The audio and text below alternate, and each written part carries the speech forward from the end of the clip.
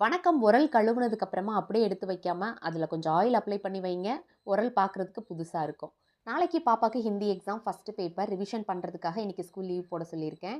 Morning பிரேக்ஃபாஸ்ட்டுக்கு வரகரிசில vegetable கஞ்சி தான் ரெடி பண்ண போறேன். 2 ஸ்பூன் எண்ணெய் ஊத்திட்டு கடுகு, சீரகம், சின்ன வெங்காயம் 10, ஒரு பச்சை மிளகாய், ஒரு சின்ன தக்காளி சேர்த்து நல்லா வதங்கினதும் இஞ்சி பூண்டு பேஸ்ட், கேரட், பீன்ஸ், பட்டாணி, மஞ்சத்தூள், உப்பு, ஒரு சொம்பு தண்ணி ஊத்தி நல்லா கொதிக்க விட்டுருங்க. தண்ணி கொதி வந்ததும் கழுவி நனைய வச்சிருக்கிற வரகரிசியை சேர்த்துக்கோங்க. 10லிருந்து 15 நிமிஷத்துல சூப்பரான வரகரிசி கஞ்சி ரெடி ஆயிடுங்க. கடைசியா கொத்தமல்லி புதினா சேர்த்துக்கோங்க. சூப்பரான கமகமன்னு வாசனையில செம டேஸ்டான வெஜிடபிள் வரகரிசி கஞ்சி ரெடி ஆயிடுச்சு. கண்டிப்பா ட்ரை பண்ணி பாருங்க.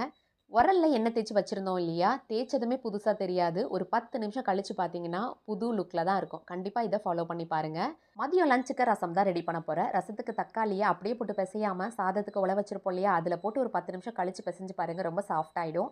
மார்னிங் 11க்குள்ள லஞ்ச், பிரேக்ஃபாஸ்ட் வீட்ல வேலைலாம் முடிச்சுட்டு ஆரி கிளாஸும் எடுக்க ஸ்டார்ட் பண்ணிட்டேன்.